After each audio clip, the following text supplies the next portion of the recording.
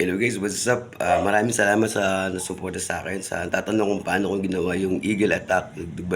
Nag-trending. Tara guys, gawa natin ng video.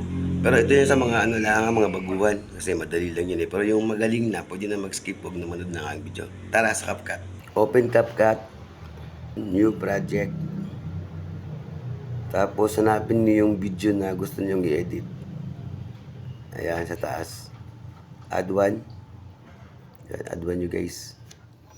Tapos, mahaba kasi to, kaya kukunin mo lang yung clip kung saan yung tao na may tao. Nagdodrama kasi kayo dyan guys na may ko nakita. Mahaba kasi itong recording ko na to.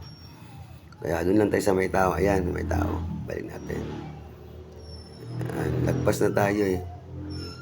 Doon sa may tao. Dyan sa may tao. Tapos, clip nyo yan guys para mag-highlights. Tapos, split. Tapos yung left side ang tatanggalin nyo ha. Hindi yung sa right side kasi yun yung kailangan natin. Yan. Delete nyo lang guys. Delete. Tapos sa dulo. Tingnan nyo sa dulo. Yun lang sa may nakatakbo kayo. O dyan. Hanapin nyo kayo nakatakbo kayo. Dyan lang. Yan. Yan. Dyan ang split natin ulit. Tapos yung right side naman yung naka-highlights ang ating i-delete. Yan. Pilitin yan. Delete. Tapos yung CapCut na yan. Di natin kailangan yan, di kailangan sa Facebook, sa Reels. Tanggalin din natin yan, delete din yan. So, kaya ito na yung isura niyan. Yung isang clip lang tayo niyan. Yan, check muna natin. Yan, kunwari tatakbo, o ganun. Diyan na tagagawa ng... So, punta tayo ng overlay. Tapos, meron akong video dito guys na kinuha sa YouTube yung Eagle. Search nyo lang na Eagle green screen. Tapos, ang gagawa nyo, ano lang ay ng screen record. Kasi yun lang ginagawa ko, screen record lang eh. Yan.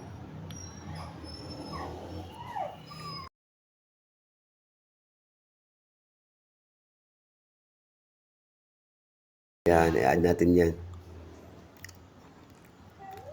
Yan, ito yung Eagle. Kinuha ko lang yun sa ano. Add natin. Tapos, di mahaba yan. Tatanggalin natin yan. I-transform and then resize. Natin yan, ika-crop.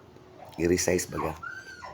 I-resize natin yan. Green lang talaga guys ang kukunin natin. Ito yung resize. Yan o, resize. Crop.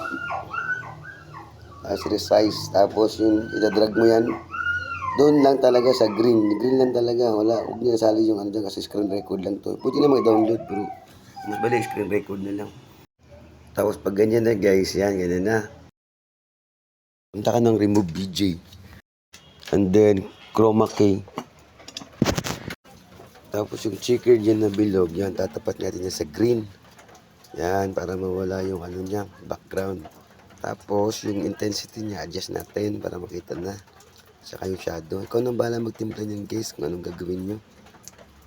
So, ayan na guys, nawala na. Ikaw nang bahala magtansyan talaga niyan. Okay, check natin ulit. Ayan oh. Pero masyadong mabagal. Ayan, gagawa naman tayo ngayon mamaya ng keyframe. Check muna natin guys ha, kung okay na ba. Yan, kaso mukhang mahaba itong ano natin, yung sa baba, yung Eagle. Dapat ilayo natin sa taas para doon siya manggagaling. Yan. Tapos ito sa baba, naka-highlights na yan, yung black. Putulan natin yan guys kayo, makita pa natin na itim. Yung wala na itim, yung Eagle lang talaga. Yan. Yan, ganyan yung may puti na yan. Diyan natin ipuputulan. Yan. Yan, check natin ulit ha. Doon natin kung saan lalabas yung Eagle. Yan, lumabas na siya guys. Kaso mabagal. Tapos doon na siya tumigil sa may langit. Kaya gawin natin yan ng paraan. Dito naman guys, dito naman nagagawa ng keyframe. Yung diamond sa taas, yun, i-click natin yan. Ayan, automatic mag-roll dyan sa baba. Yan boss. Unti-untiin yung ida-drag yung video natin, tapos lagyan mo ulit, automatic niyan magre-red. Tapos ilagay nyo kung saan nyo gusto mapapunta yung ibon. Yan ang gawin natin. Yan. Tapos malalagyan ulit yan. Yan. Tapos tatapat mo dun sa may malapit sa tao. Tapos bilang nagulat. Ganun ang gawin natin guys. Yan guys. Check natin ulit guys. Yan, ganyan. Check natin kung okay na ba. Kung goods na ba siya. Yan. Lumabas yung Eagle. Tapos yung malapit sa tao. Ayan guys, okay na yan guys. Tapos kung saan lang timplahin yun talaga guys yung K-frame guys. Kasi tiyagaan talaga tong K-frame kasi.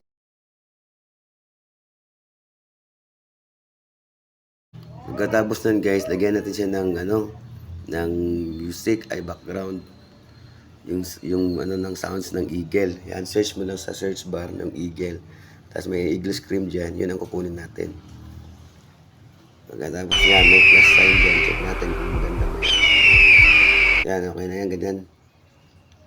Tapos yung plus sign, pindutin mo yan, tapos mag-a-add na yan dun sa baba.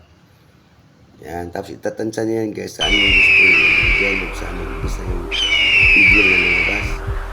Doon mo sa itatapat para nung nag-screen na yung eagle, doon mo sa tansayin nyo. Yan, ganyan.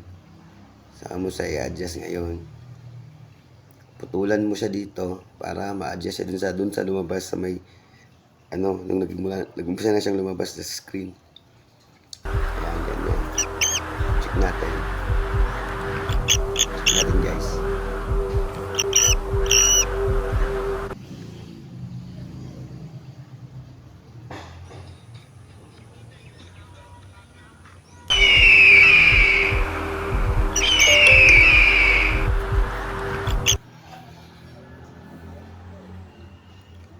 Yan.